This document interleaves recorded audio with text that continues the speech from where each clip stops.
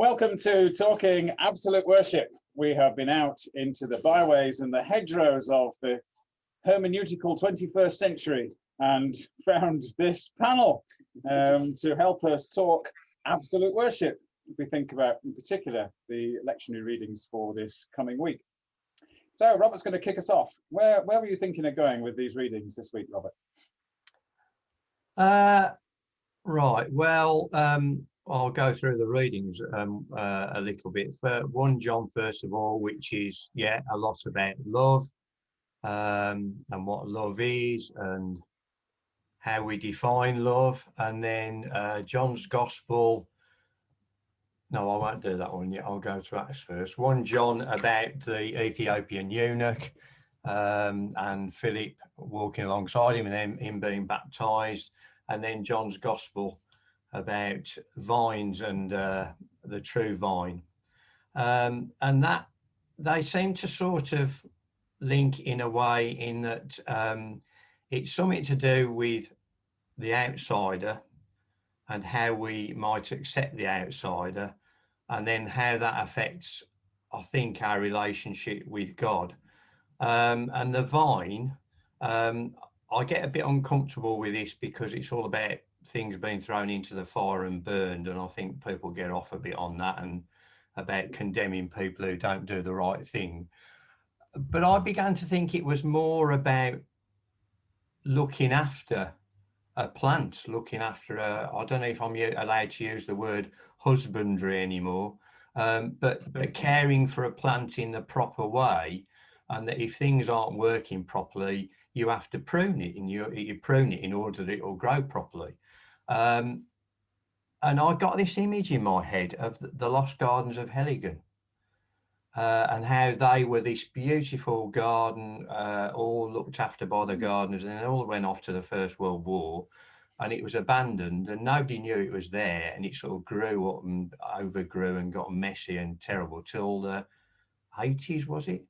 And then somebody rediscovered it, and so that hadn't been looked after, and it went all wrong and it went all wild.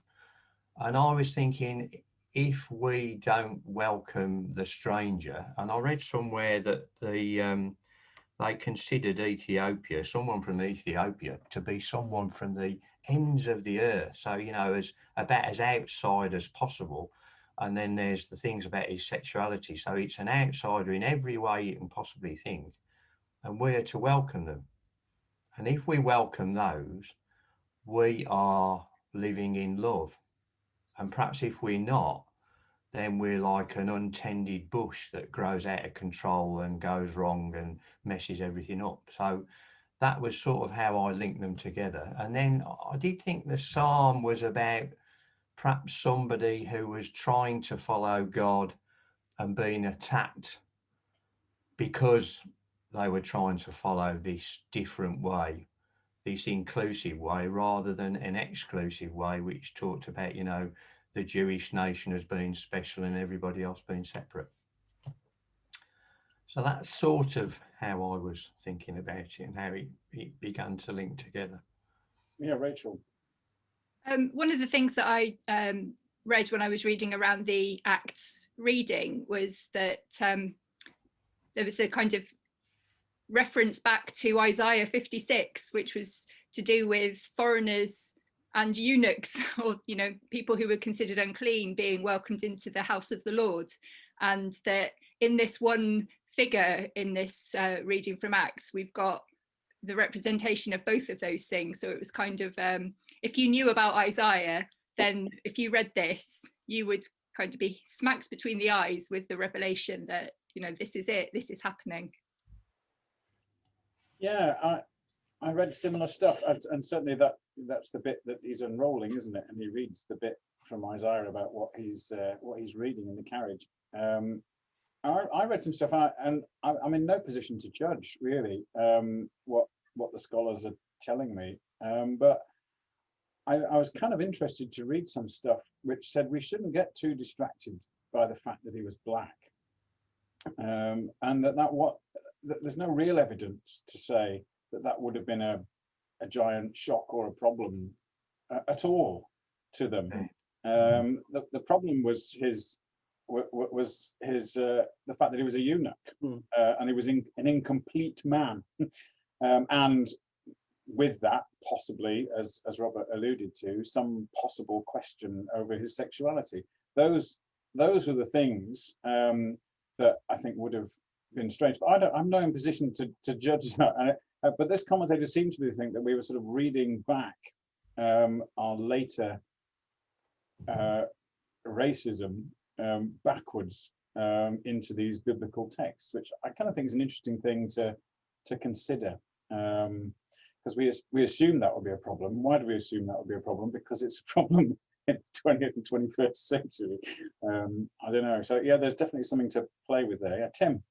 I'm just going to say, I think even if that's the case, and it often might be that we read things back, providing we kind of acknowledge that there's a validity in still running with that, you know, and saying this is one of the ways which Scripture still manages to speak to us, because there's a sort of timelessness to it. And I've always worried that if we don't do that, if we only stick to the kind of the narrow context in which it was written, that then it really can't speak to us today.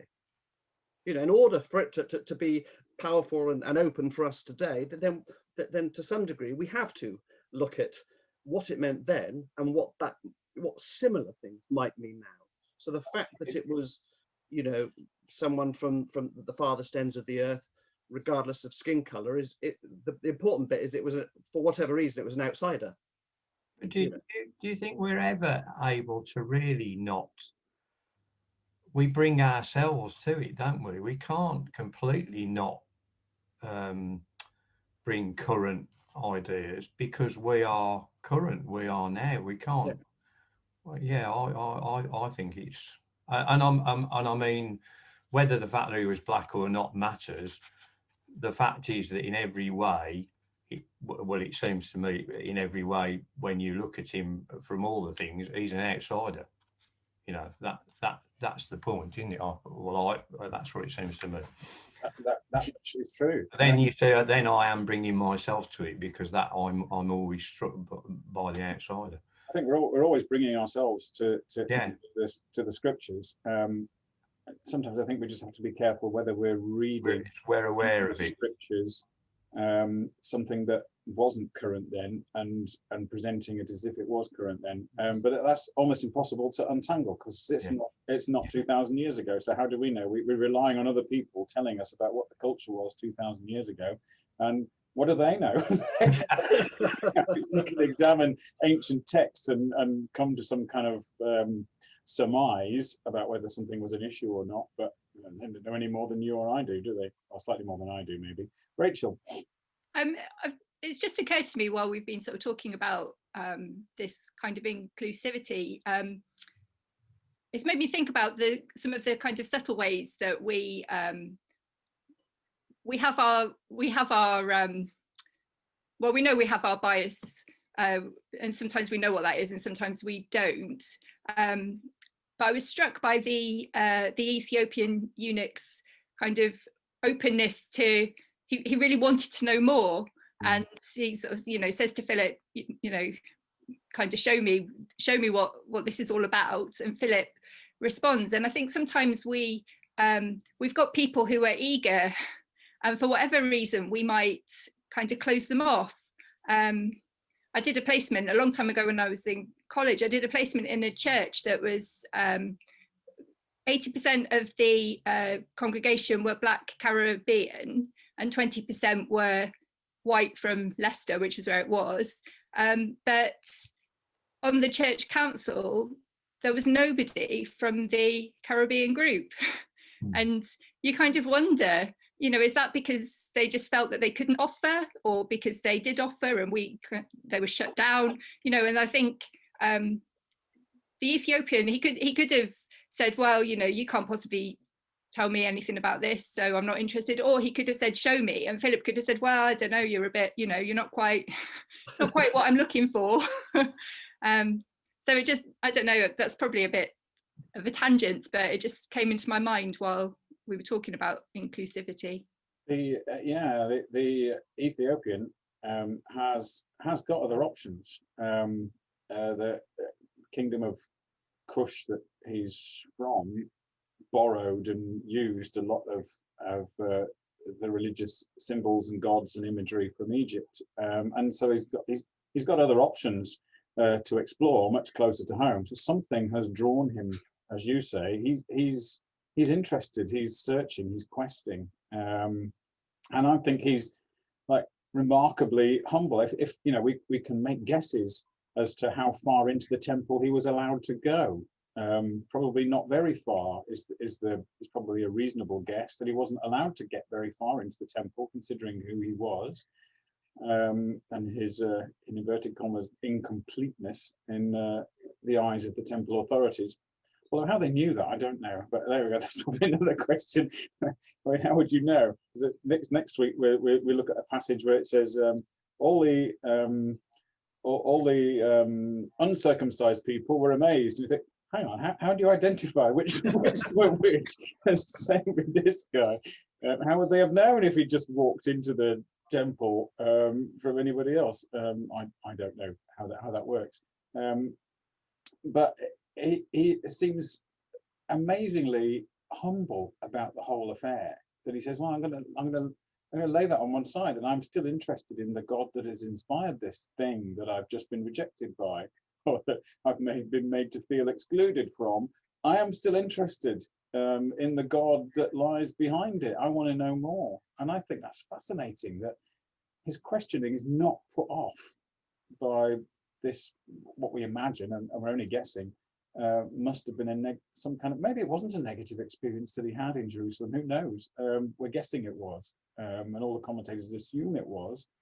So I think that's reasonable. But yeah, I think his response is interesting. Sorry, I'm missing something. Why do we assume it was a negative experience? I think a lot of the commentators I've read have said that because he was a eunuch, he wouldn't have been allowed very far into the temple. Yeah, but surely he'd have expected that. Yeah, but it's interesting. Just sitting there listening and thinking about what Rachel said. I wonder if and talking about people reacting in particular ways. I wonder if there's something for us in the fact that he was open and curious, and so his mind was not closed. Yeah, you know, I think that's a fascinating insight, Robert, because when we read this story, and we've all kind of done it to some extent already now, is we have put ourselves in the place of Philip and not in the place of the Ethiopian eunuch. And we've said Philip represents us and he represents them, and we've looked at it from Philip's perspective and the church's perspective, and we haven't said, well, actually the person we're learning from here it is the Ethiopian eunuch, which is itself, I think, interesting. Yeah. I don't want to lose it, because I was really engaged by your Lost Gardens of Heligan analogy, because it's down this end of the country. I've been several times to the Lost Gardens of Heligan. It's just a fascinating story of how, and I've never connected it to this reading of the vine and pruning, because again, this whole chucking stuff on the fire thing does turn me off. And I think that's a fantastic analogy, and people know this about pruning, but if you can show them something, so that, well, this is what happens if you don't. Just the whole beauty of it, and the productiveness and the fruitfulness, but the entire thing gets lost. It disappears under a tangle of bramble and weed, and even the plants themselves become these rambling versions of themselves. Yeah, Rachel. Sometimes you have to do really hard pruning as well. I'd got a rose plant that someone had given me years ago, and I'm not very good at looking after plants, I have to say, but it was, withering away, and someone said prune it, so I titivated a little bit, and it still continued to wither. And it was only when I discovered that I was supposed to basically cut it down so that there was just the tiniest sort of stump left. And I thought, yeah, well, it's got two chances now, and then it came back, better than it had been in the first place. And sometimes you might feel that the pruning in your life can be a little harsh. Sometimes there are minor bits that we know that we can deal with, and we're quite happy to see the back off, but sometimes it just it feels a bit it can feel devastating, can't it? But actually there's always that possibility, if we're rooted, then the growth will be renewed. Yeah, Robert. Well, it can feel like being thrown into a fire, perhaps.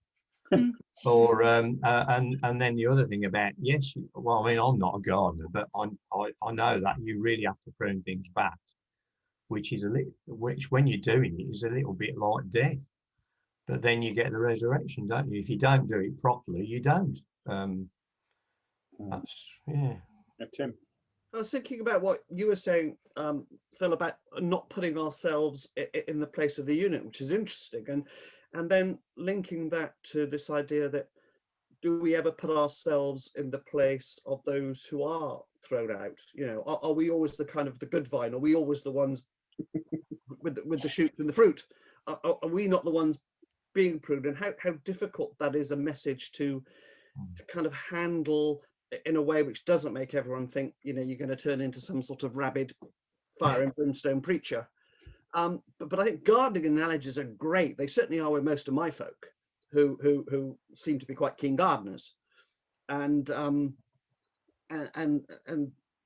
that's really interesting. But it's that kind of fine line between how do we talk about those things which don't imply.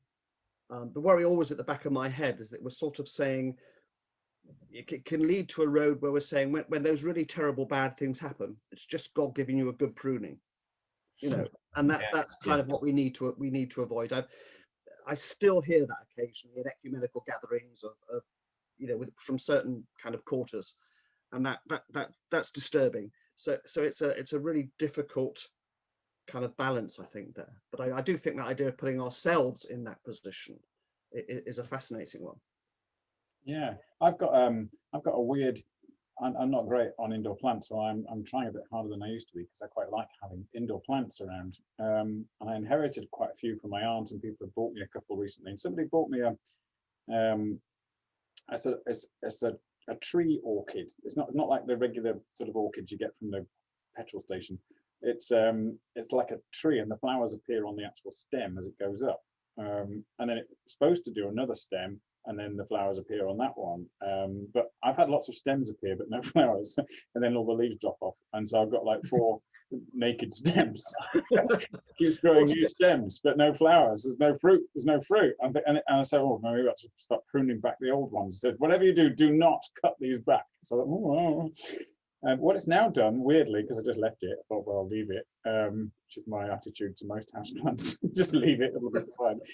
It started producing little baby orchids on the stems that I can now remove and grow into new plants. And so it's kind of like this plant has now become the nursery for a whole new plant that I can then like transplant, which is the other thing that the Bible sometimes uses, doesn't it? About being transplanted into the vine. And sometimes he talks about, you have been adopted into the family, or you weren't part of the vine to start with. You have been adopted, and you have been transplanted into it. So there's no end of gardener's question time images you can have out of this one, Tim, for your green-fingered congregation. Which way were you going to go, Tim, with these readings before Robert gets off on such a fine start? Yeah, I'm gonna park the Acts reading for now, because there were things I wanted to say about it, but I think I'm going to keep that for a bit later. Thinking about the 1 John really, and in a sense, banging on about love all the time, and I was thinking, where might I go with this? And I was thinking about very kind of very much with my secular hat on, perhaps. I was thinking about all the adverts that are around, and sometimes adverts, exactly what they're on about, because they've kind of established a strong sense of identity. So M&S, for example. You can almost tell instantly it's going to be an M&S advert. But some adverts get so complicated, and however good they are, I may have seen them a dozen times, but I could not for the life of me tell you what they were actually advertising. But here, kind of, there's no doubt. You know, it's like, get the message, state the message, repeat the message ad infinitum, and kind of drive into people's heads. So you explore that whole idea of what does it mean to talk about God is love. And one line that I thought might be worth exploring is this idea about love, perfect love eliminating fear. And I wondered again, you know, it's using kind of reading that for today, what that might say about our approach to the pandemic, and whether or not that applies to those who the NHS workers on the front line. You know, they don't know the people they're having to deal with. People are being brought in day after day. They're having to be looked after. They're having to be cared for. They're having to have intimate things done to them. And there's a kind of real love in that, which I think gets to the heart of the sort of love this is talking about. It's not about, you know, us all being really nice and sweet to each other. It's about how do we value others? How do we regard them? How do we give them the same sort of consideration we would to ourselves or to those closest to us? And I thought that idea of that was interesting. And then also, what does, if we're eliminating fear through love, how does that play into this idea that, you know, there's so much talk around at the moment about vaccinations and those who choose not to be vaccinated, are they to be themselves to be excluded? I had somebody saying to me the other day in Glastonbury, well, I won't be allowed to go to the pub, I won't be allowed to go to a restaurant, I won't be allowed to do this. And, you know, are we creating what would it mean to have a vaccine passport? Which can we encourage people to think in terms of love as being about the other? So I think we've been so sort of affected by the word love and explaining this is not LUV, you know, this is not LURBE. This is and all of that stuff. Get into the heart of what it's asking us. If love is from God, what does that, again, playing to the outsider, what does that mean for those who feel unloved? What does that mean to those who are longing for love? And again, particularly at this time, who long for just a touch or a hug, or you know, there's been so many stories on the news and everywhere about people who can only see people through glass screens and who have themselves deliberately not made trips, not gone to see family in dire circumstances. So yeah, it's a bit random. It's a bit kind of all jumbled up at the moment, but that's sort of where I'd want to go with that one, I think. And that's what I was going to say. I think that's a very fruitful way to go. I find myself reading 1 John, and I really like 1 John, and I'm with 1 John. And I get to chapter 4, I think still going on about versing myself in a warm bath of loveliness, and just going, oh, this is all lovely, lovely, lovely. And then you kind of get to verses like, well, I do anyway. I get to a verse like that, perfect love casts out fear. I think, what? Oh, how, what? Hang on. And I think that's the same for congregations. I think, yeah, I'm with this. Oh, hang on. I'm still quite fearful. So I've obviously missed something. So I think it'd be a fruitful direction to go in. Yeah, sorry, Robert, you're about to say something. I was just really struck by that, relating love to the way the health professionals care for people, and reminded me of somebody talking about love being a doing thing. yes, And that because, as you say, the people arrive, there's no question, they just care for them. You know, they don't who are you? They just care for them, and that sort of really is love in action. And I thought I was quite ill a lot as a child, and my mum had been a nurse. And the thing has always struck me that whenever I've been ill and been told I've got to go into hospital, I feel safe, because there are people who are going to look after me and who are going to care for me and know what.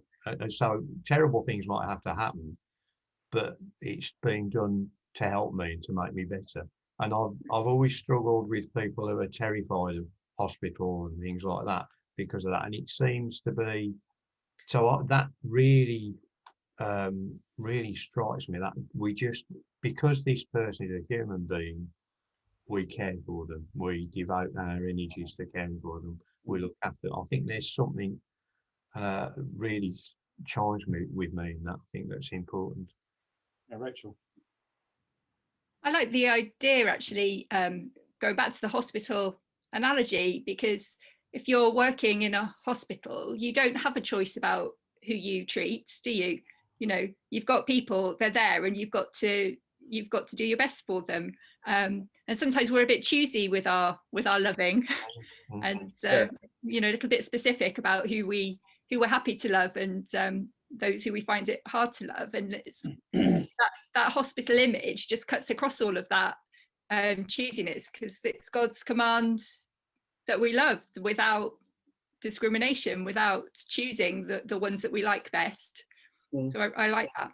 Now, I found myself talking to a URC Inquirers conference this weekend just gone, and kind of in a room with people who were just thinking about ministry and having to explain what is it, what is the job, and I found myself describing it in just a really, really simplistic ways, not about tasks. And my first thought was to list a load of tasks, and I thought it's not really about tasks. And I ended up, I think, just boiling it down to, it's my job to love people. That's it. It's not everybody's job to do it, but I'm actually paid to do it at the moment. It's my job. I can't decide not to. A bit like the nurse can't decide not to. It's his or her job. Yeah, Robert. Oh, it's just something what Rachel was saying about how we can't choose, and I was reading some notes about this, and they quoted the Stephen Still song "Love the One You're With," and said that's how we love. We choose.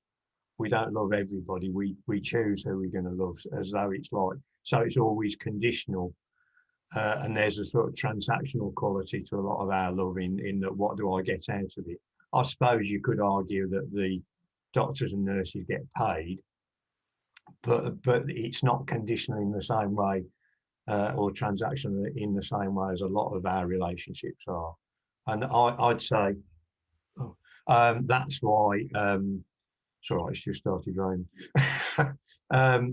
That's why 1 John goes on about it, because, you know, it's not rocket science, but you don't get it, do you? Know, still 2,000 years later, you don't get it. So you've got to go on and on about it. And yeah. I like the emphasis that Tim is suggesting about fear. And I was tempted to go and look up the Greek interlinear and look at what casts out is, and I think then Tim later used a word similar to casts out. I can't remember what it was now. It wasn't eliminate, but it was something like love eliminates fear. It wasn't that, but it was something similar. And I don't know, I kind of hoped, and I didn't do it, so you can all go and find your Greek linear testament, do the research for yourselves. I was kind of hoping that I would find love overcomes fear rather than love eradicates fear, because I don't think that's what's happening with your nurses. They are frightened, but the love enables them to overcome it. I like that. It's like light overcoming darkness. It doesn't eliminate it, it overcomes it. And I don't know whether the Greek would support that. I very much hope it does. You can do the work for yourself, but I would very much like it to say love overcomes fear and enables us to go and do that stuff. But there you go. Who knows if it does or doesn't? You can sit on the edge of your seats until you can find your Greek interlinear testaments and confirm it or not. But don't write in, because we don't know. Rachel, what direction were you going before all the best ideas were hoovered up? Well, the word that leapt out at me from both 1 John and John was abide. And it occurred to me that it's a word I'm very familiar with because I've grown up with these Bible readings. I don't know, I've probably nearly 5 decades of hearing them. So abide isn't an unusual word for me, but actually it is quite an unusual word. I looked it up in the dictionary, and the first definition is to accept or act in accordance with a rule or a decision. So I'll abide by those rules. Or to be unable to tolerate someone or something. I really can't abide that person. Or to continue without fading or being lost. So my abiding memory of 2020 is my living room, probably. And then it says an archaic meaning is to live or to dwell. And of course, we automatically assume in this reading that we're talking about living and dwelling, which the dictionary says is archaic. So then I looked up the Greek word for remain or stay, that's used in both, same word in both of those readings, and it's meno, and it defines that as to continue to be present, to be continually held and kept, or to wait for. So I thought those were quite interesting things to explore when we talk about what it means for us to abide in God's love or to abide in the vine. I like that idea of being continually held and kept. That speaks to me. And I think from both of the readings, you get a sense of abiding being a mutual thing. And I saw this quote in a commentary from the Odes of Solomon, which I'd never heard of, but is apparently an early Christian writing, 42 odes. And this one that they quoted said, "For I should not have known how to love the Lord if he had not continually loved me."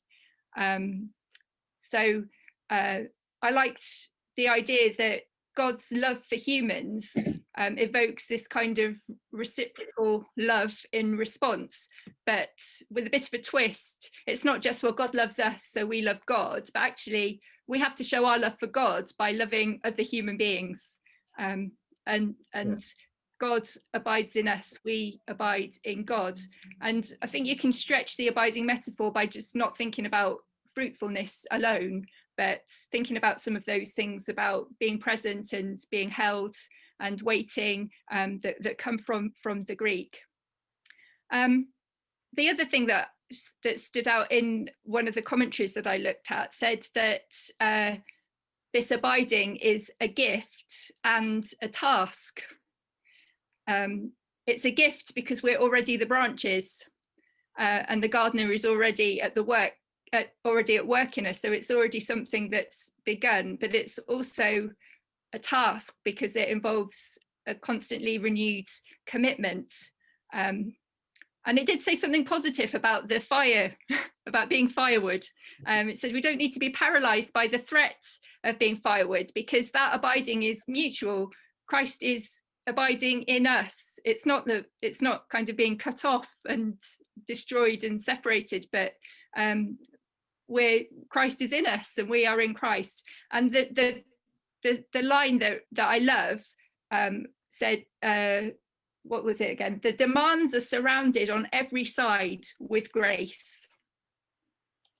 And I thought I can cope with that idea of sometimes the struggles of abiding, knowing that I'm surrounded on every side by grace, and that God really wants us to succeed in abiding. God isn't just waiting to, wield the knife and chop bits off, but God really wants us to succeed.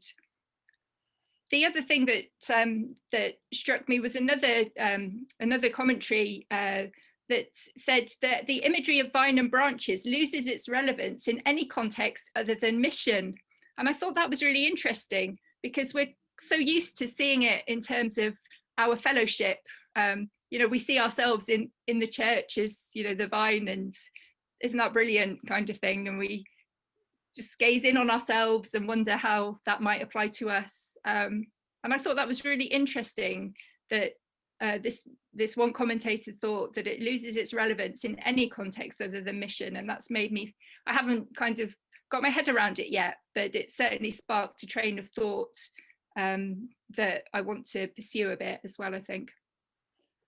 I think that's really helpful, and sort of word studies, particularly with words that resonate with a congregation, can be really memorable and helpful. I mean, they're all going to know the word abide. They've all sung "Abide with me, fast falls the eventide," and to dwell on that and to expand on that, I think, you know, is easily lives within them. I was really struck by that, and I read something that was talking about a different emphasis, the way we read this passage, about being pruned and where we put our focus. It seems to me that it's a very different focus if you put the focus on abiding and remaining connected to the vine. If you say that, well, that's my focus, remaining connected, remaining part of this, doing my part in this whole abiding thing that Rachel has just so eloquently explained for us. Rather than the other focus you could take is, am I being fruitful? Am I being fruitful enough? I'm worried about being cut off. And you could spend your whole life going, no, I'm not being fruitful enough. I'm going to get cut off. I'm going to get, and those two would lead to a very different style of discipleship. And I think the first one has got more chance of casting out fear, because you don't have the fear, because you know that the vine is pulsing with life. It's God himself. There's no danger if you're connected to the vine. It's pulsing with life that will not be extinguished. So there is no fear in that. Whereas if the other interpretation, you're constantly worried about being tossed in the dustbin or in the fire and getting pruned off, then you're living a fearful Christian life, and that's a very different thing. Yeah, Tim. I really like that idea of abide, exploring all those different meanings of that word. But I love the idea that abiding is a kind of continual process. You know, it's not something we achieve, as it were, but we continue to abide. And I think that's really, really helpful in terms of thinking about the kind of ups and downs of our life, our ministry, our mission as a church, but that we are continually held, as Rachel said, you know, continually attached to that kind of source of life and grace. And I think there's something really powerful in that. Yeah, Robert.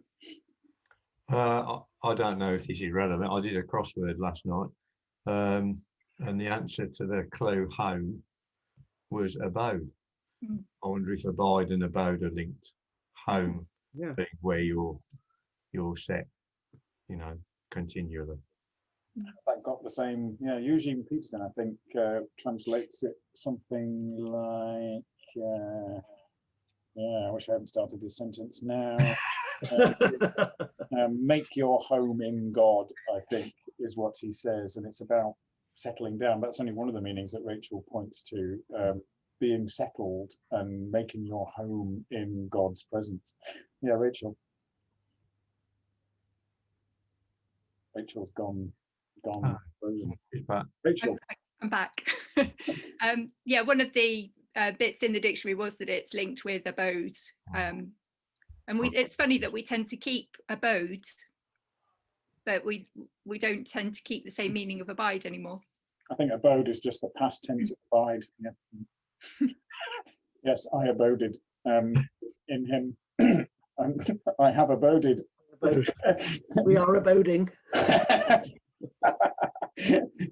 Okay, so yeah, you could. I think there's another little theme that I got a little bit drawn on from the Acts reading, and I don't think we've mentioned Philip enough.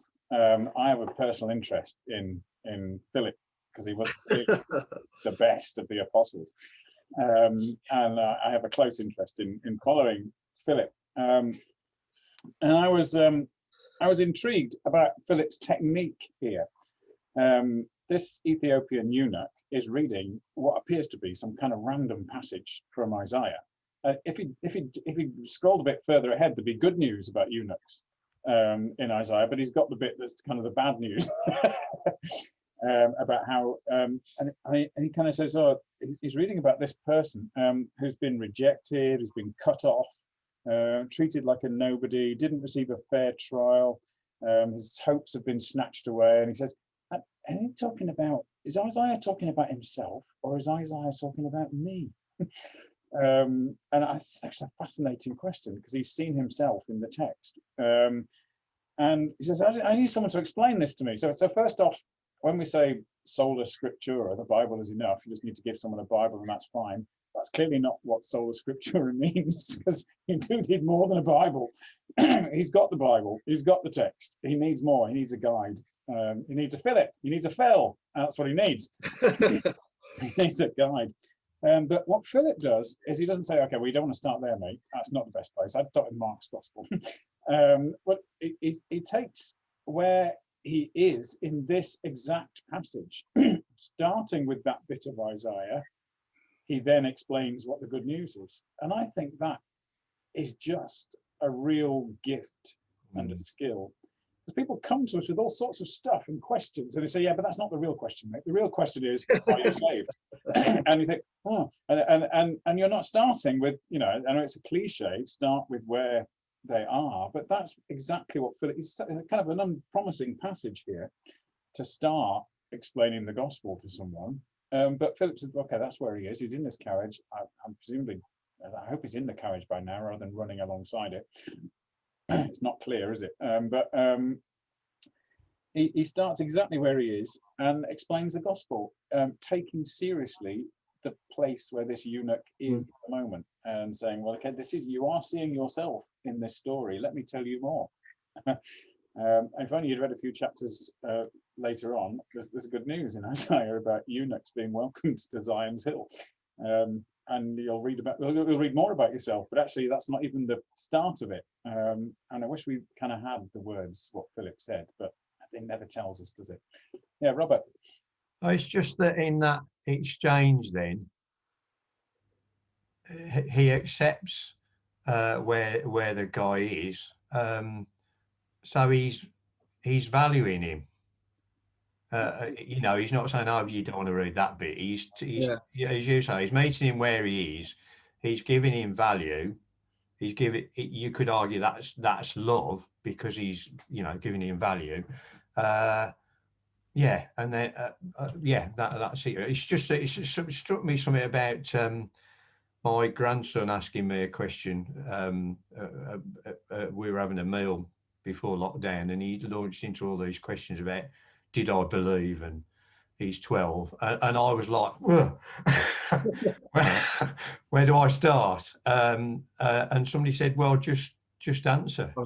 Don't try and think this is a huge question. Where do I, just answer him. Just say what you feel. And in a sense, that's what. And I think there's something in that acceptance and meeting him where he is that, in a way, I think we're supposed to do as ministers, and in that we're demonstrating love. That's what I'm trying to say. I think that's absolutely it. I think that's part of the task of preaching. That's what we're about. We're supposed to, with a congregation,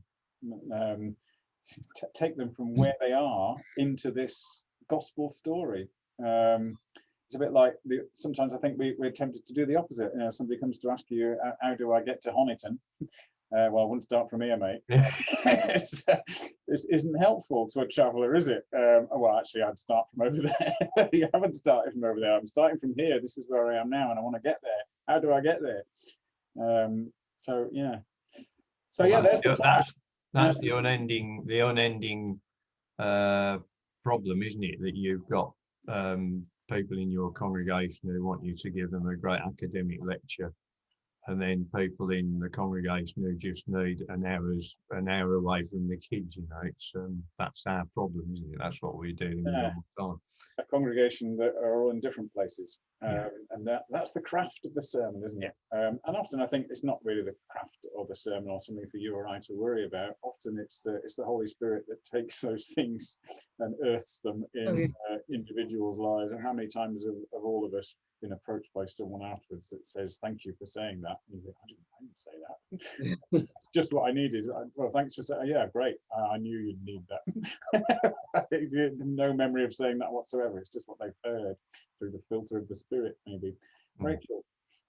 And that work of the Holy Spirit takes us right back into Acts, doesn't it? With those bizarre things that happen to Philip, and you're being whisked away suddenly at the end to who knows where. I think we've not mentioned the work of the Holy Spirit in that passage, but I think that's one of the sort of striking features of it. One of the commentators I said we really ought to preach this as a conversation between three people, not two, the third being the Holy Spirit, obviously. And I kind of chimed with Philip, sort of finding himself by this church and then finding himself in another town. I often find myself in the kitchen. I've no idea how I got there or why I went there. So I've got some sympathy with Philip. But going to work on an early shift and not remembering how you drove there. Yeah. There's loads of stuff we haven't even begun to ask, isn't there, about this passage and what's going on there with Philip being driven by the Spirit, and how that works. But maybe there's enough food for thought for preachers to at least go away and start to do that thinking. There's other stuff that we do in worship other than preaching, thank goodness. People are fed with the gospel story and the biblical account in everything that we do in worship. So we going to spend a little bit of time thinking about the other stuff that we might do as worship leaders and how these texts might help us with those. So Robert, have you come up with any ideas about how you might use these texts in the rest of the Sorry, say that again. I was reading something, preparing to give you some information. What do you want me to do? Tell us what ideas you've had about the rest of worship. Oh, right, okay. Well, there's a quote from a film I quite like the idea about us all being part of the vine. There's a quote from the film Grapes of Wrath I quite liked. Do you want me to read it in? Yeah, go for it. Yeah. This is a character called Tom says, maybe it's like Casey says, a fella ain't got a soul of his own, just a little piece of a big soul, the one big soul that belongs to everybody then. Mark, then what, Tom? Then it don't matter. I'll be around in the dark. I'll be everywhere, wherever you can look. Wherever there's a fight so hungry people can be at eat, I'll be there. Wherever there's a cop beating up a guy, I'll be there. I'll be in the way guys yell when they're mad. I'll be in the way kids laugh when they're hungry and they know supper's ready, and where people are eating the stuff they raise and living in the house they build. I'll be there too. And it just seemed to be something about us all being brought together and united, and that made me think of the vine, that we're all bound in together. And I'm trying to, and then, yeah, so that's that one. Response activities about giving people leaf-shaped pieces of card and asking them to write stuff on them. I thought about that, or even somebody suggested you could give people cuttings off a grapevine or some sort of plant and ask them to take them home and plant them and think about the passage. You were going to say throw them on the fire. Well, they probably would do that, wouldn't they? Here's my prunings, throw them on. And I did read one, but I always shy away from these grand gestures about having strips of crepe paper that you unfurled across the congregation to make them feel they're all part of one thing. But I always worry about stuff like that it won't work, and so I tend to avoid it. But yeah, those are the sorts of things I thought of. I saw a similar idea, and again, this only works if you're able to be in a building.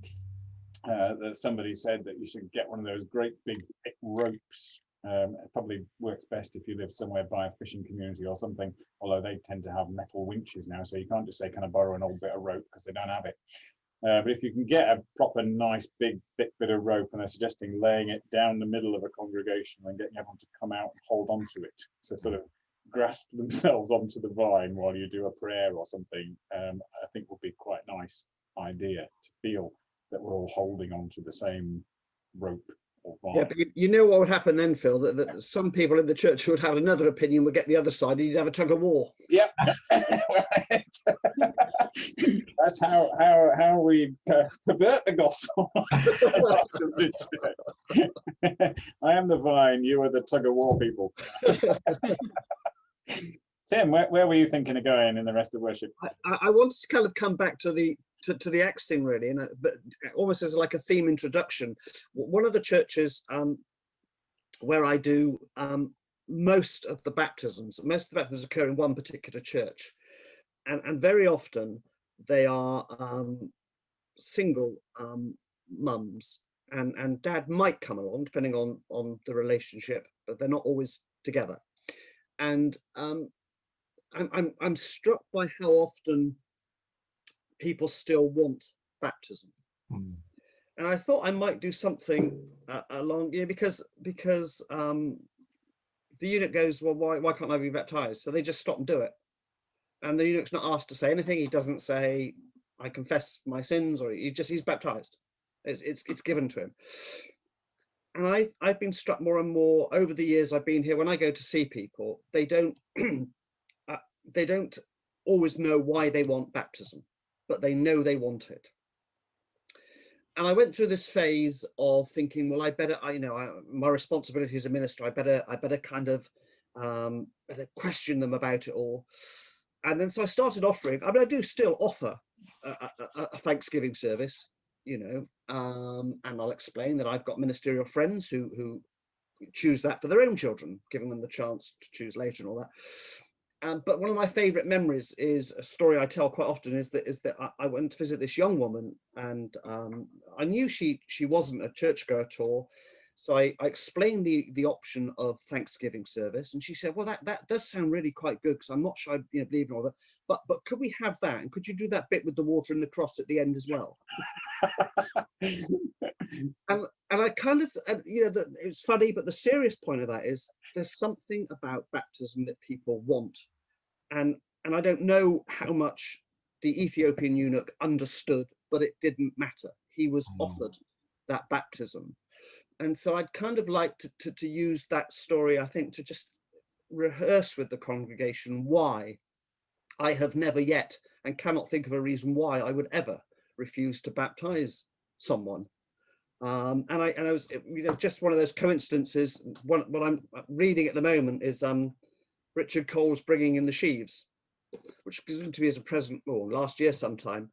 There was one bit struck me just this week, which is about this passage, and it says, it describes it as a vivid story in which baptism is something that makes the rich poor and the poor rich, something that brings forth life in the desert, something that's available to all, even those who fall outside the assembly of Israel. And then a few lines later, it just says this: you didn't need to pass any test of orthodox faith to receive it. You simply needed to want it without knowing exactly what it was. And God, in answer to that want, provides. And the story ends with the baptized eunuch going on his way rejoicing. So I think there's something about it, it's enough in and of itself. I don't know what happens to those people afterwards. I hope, and we pray for them. And as a church, we keep in touch with them. We send birthday things. Sometimes they'll turn up to some of our celebration events, and sometimes they won't. But at the end of the day, that's not the point. The point is, what can we offer them? And I suppose that links back to that idea of love. We can do this for them, and that's what they need, and that's what we're giving them. Absolutely. Robert? Well, what Tim was saying really struck with me and reminded me of what we were talking a bit earlier about what we do as a preacher. And it feels to me that what we do as a preacher, as a minister, is about more than, you know, the sermon. It's about the whole event. Is about being open and welcoming and making and doing what we can to make anybody who comes feel that they belong. I suppose you could call it like open house, so that it's about in whatever little way we can, making the place feel inclusive, making us as a people feel inclusive, so people who want baptism come and they're welcomed, and what they want, what they need is done. Yeah, I think that's great what Tim just said. Really helpful. I think that's I think that is really helpful. I made a little note, I think, next to the Acts reading, because that is a striking question, and you could just take, you could preach on the questions that the eunuch asks in this as a, like a 3-point sermon if you were going to go down that route. I know how do I know without a guide is one of the things, but the last question that he asks is, here's some water, what's to stop me being baptized then? And I think it's a fantastic question.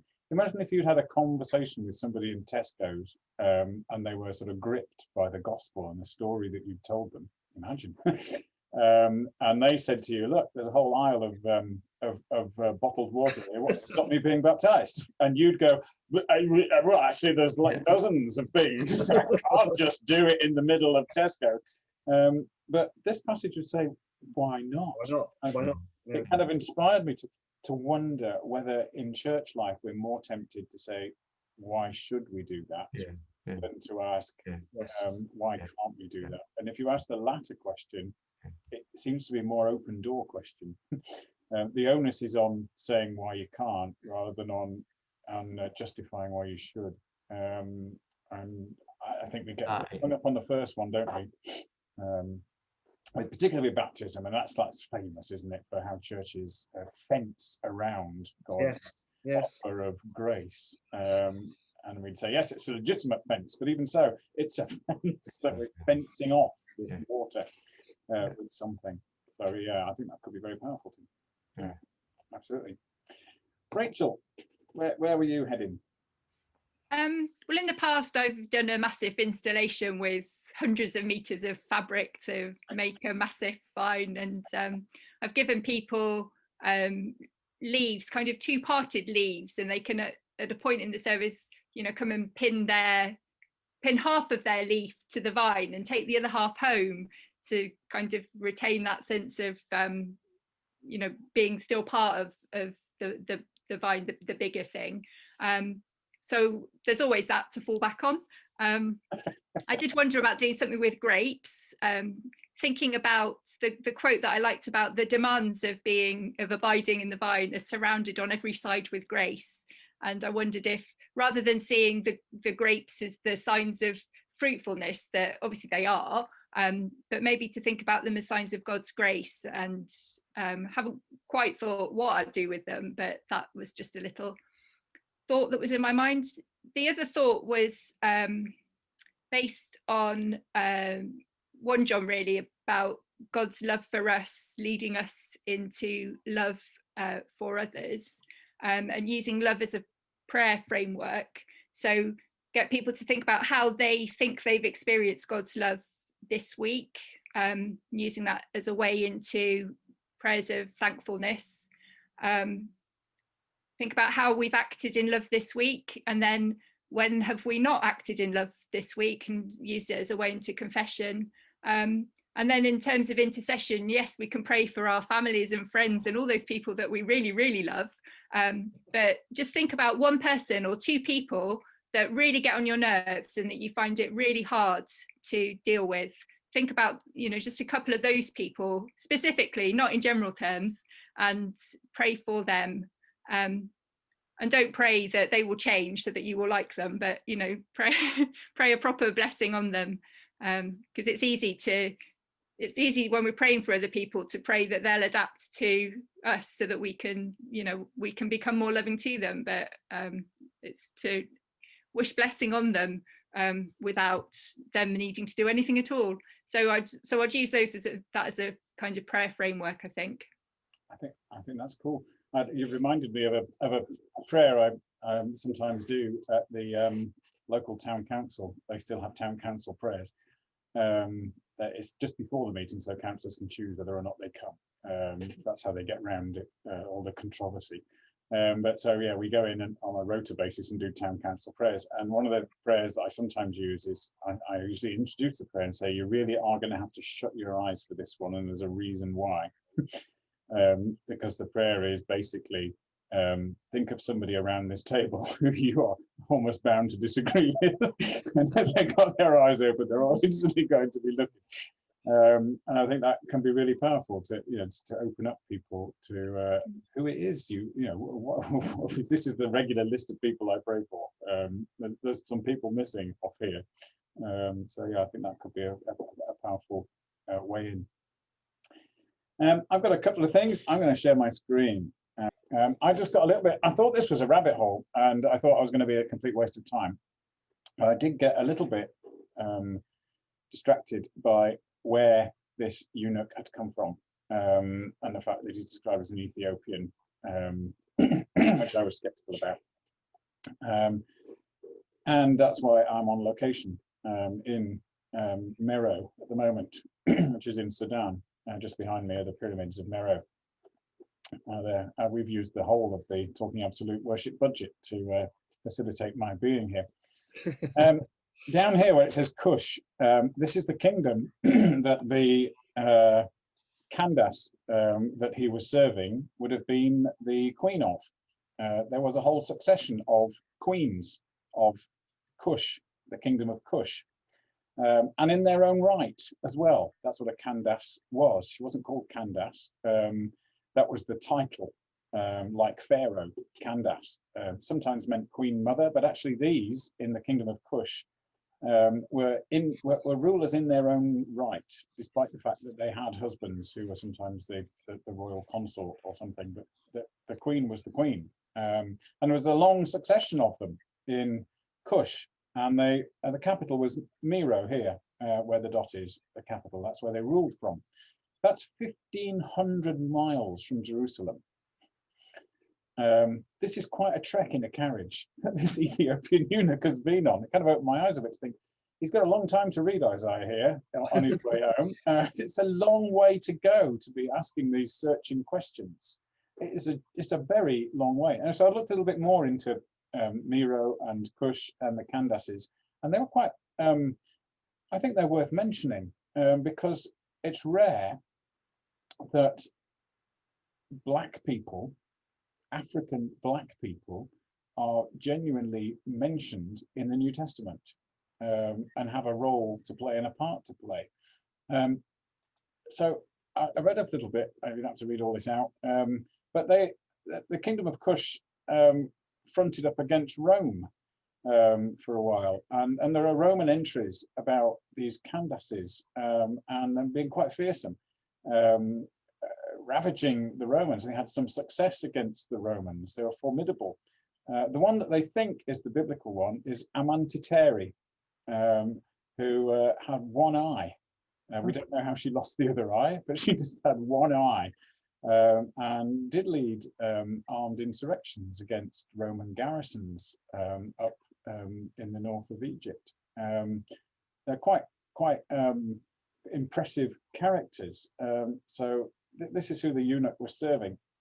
Anyway, I thought this was the interesting bit, which kind of brought it into the modern day for me, and maybe I was referring to earlier on. There's an Italian called Giuseppe Fellini who looted these pyramids in Meroe in 1834. If you look behind me on my thing, you'll see that some of them have got their tops missing. That's because he literally blew them up with dynamite in order to look for treasure. He wasn't a good guy. But in the 1800s, they didn't really care about it. They just blew them up in order to look for treasure. That's why they're missing their tops in the background there. But he did find treasure, and the European market refused to believe that a black African kingdom had produced such incredible works. So he could find no buyers for it, because the collective consciousness was that a black kingdom could not have done such a thing, and there couldn't be such a civilization. Egypt had already been whitewashed in cultural history.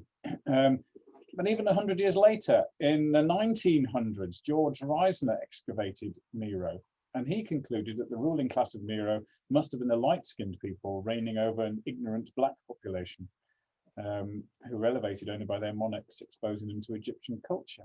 And I think that's what set me off on the track of where the racism has come from, and where this idea of black has come from. Even in the middle of the 20th century, it was inconceivable to the scholarly community that a black-skinned people could have created a civilization such as the Kushite kingdom of Miro. And yet there it is. There it is. And it was denied well into the middle of the 20th century that that was even possible. And I don't know how you would do that, but I think this passage, it just touches on, where the eunuch comes from. And he intersects with the gospel story, and we're talking about Easter spreading out into the world here in these Sundays after Easter. And this is, as far as Philip is concerned, and the writer of Acts, the furthest extremes of the earth. And the gospel is extending out there, and yet 2,000 years later we still can't believe that a black-skinned people could have created a civilization such as the Kushite kingdom of Miro, which was really quite sophisticated. So yeah, I was really intrigued by that, and they were quite cheeky. These Candaces, that's Augustus, Caesar Augustus, and that statue is in the British Museum. It's just his head. The rest of it is missing, because in one raid, and we don't know if it was Amantiteri or not, one of the Candaces, anyway, attacked a Roman garrison, stole a load of Roman statues, one of which was Caesar Augustus, a larger-than-life Caesar Augustus. This one, in fact, stole it. The Romans negotiated and they gave most of them back, but they didn't give this one back. They buried this head under the steps of the temple, so that every time that the people of Nero went to worship in the temple, they'd be treading over the head of Caesar Augustus. That was quite cheeky. And this kingdom, which Western civilization thought couldn't possibly be sophisticated enough, certainly got one over on the might of Rome, which I think is just a nice story. Whether you can weave that into worship or not, I don't know. But there you go. I also did the whole Wordle thing. I created a Wordle out of all of the words of 1 John. I pasted all the words of 1 John into this Wordle. There's a few words missing that it leaves out if they're very, very rare. But yeah, God and love, it won't surprise you, is right at the heart of 1 John. And sometimes I think you can use these things in worship just to let it soak into people. What's important about the letter of 1 John? Well, it's God, it's love, it's Son, it's one. And it's not pride or plain or speech. It's God and love and Son and one. Those are the dominant themes. And if you're getting something else out of 1 John, then you're missing the dominant themes of John. I also thought there's something possible in worship with pruning, depending on where you are. I thought maybe with these Zoomy days, the easiest way to do that would be to get something that needs pruning, and you could do a little video prayer where you snipped bits off with a pair of secateurs as you did the prayer, and you could be snipping out bitterness, and you could be snipping out pride, and you could be snipping out all sorts of things. Say for Tim's green-fingered congregation, you'd have to be actually snipping off the right bits, otherwise they'd be distracted saying, don't cut that bit off, no. Don't do that.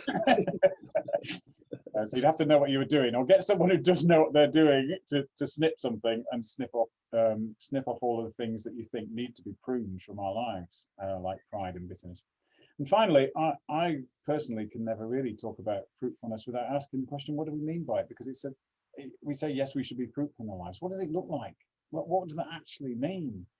And by far the best thing I have ever come across that helps people understand how their lives can be fruitful is the London Institute of Contemporary Christianity's course called Fruitfulness on the Front Line. And I would probably use some of their material. This is a little introduction to their stuff. It's only a couple of minutes, so I think I might just play the whole thing, gives a flavour. And all of there are 6 things, I think, the ways in which we can be fruitful in ordinary everyday encounters. And they all begin with F. Some of them are twisted a bit to make them begin with F, but this is an introduction to how we can be fruitful on the front line. Oh, I've ended the slideshow by clicking the wrong thing. All right, okay, here we go.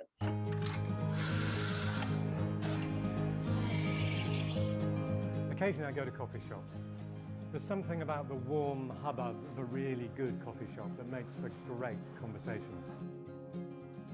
Have you ever played that travel game where someone says a word and you have to say the first thing that pops into your head? So someone says Cameron and you say Diaz. This session is about being a mouthpiece for truth and for justice. Now, there might have been a lot of ways for Nathan to try to liberate David from his unconfessed sin. He could have gone straight in and addressed him as a husband. How would you feel if a man treated one of your wives that way? Or he might have perhaps been a little bit more subtle. Louise worked for an absolute ogre. He was bad-tempered, he was changeable, he was indifferent to other people. In the end, she just couldn't take it any longer, and she left. Faithfulness, gentleness, and self-control. When Peju first started turning up at the school gate with her oldest child, it was a pretty dispiriting experience. It's often the way, isn't it? Everyone else standing around chatting gleefully in cosy little clusters. Keith is a decorator in Bolton. He's been self-employed for 25 years, changing rooms, changing houses. And for the first 10 years of his life, I don't suppose Keith would say that he really involved God in his work much at all. He was just doing it to earn the money. Actually, I suspect that most of... That's probably enough of that. The point is that they all begin with M rather than F. So there we are. What do I know? The point is he takes just ordinary situations in life, like Keith being a painter and decorator, somebody turning up at the school gate with their kids, going into a coffee shop, and stuff at work that goes on, the ordinary stuff that congregation members are going to encounter. How can you make those into fruitful encounters? Like Philip made this encounter into a fruitful encounter. The other thing I wondered was whether you could ask your congregation to think through the last week, go back in their heads over the last week and think of the encounters that they've had, seemingly chance encounters, maybe fewer of them during COVID than there would be outside COVID. And I asked the question, were any of those spirit-driven encounters? Or if you were to put God in control of your travel plans for a week, what would happen? Where would you end up? Where would you go? Who would you talk to? How are any of the encounters that you've had in the last week spirit-led encounters? And did you use that opportunity, or did you let that opportunity pass by? It's a good way of doing that, and there are bad ways of doing that. And the Fruitfulness on the Frontline course, I think, helps us think that through. I've been to several courses which are appalling ways of trying to use opportunities of encounters with people to talk about the gospel. Really, there is some pretty appalling stuff out there. But Fruitfulness on the Frontline is a really good, natural, easy way of thinking that through. What does it look like to have fruitful encounters with people like Philip had with the Ethiopian? So yeah, there's some ideas that can happen in worship. We have been talking absolute worship. Is there anything that has occurred to anyone before we ask Tim to lead us in prayer? No, in which case it is a important task that we have as preachers and worship leaders. You have that task ahead of you as Sunday approaches. And so Tim is going to lead us in prayer. God who is love, God who shows us what love looks like, God who sustains us in love and calls us to love others. As we look at these ancient words and reflect on what they mean for us today, on what they mean for those who we serve and those who we preach to, may we be filled with the possibility that your love truly is for all, that it's not partial, that it's not reserved for those who do the right thing. Help us to get our heads around the fact that you are prolific with your love. And may that sense of grace and hope be with all whom we are called to serve. Amen.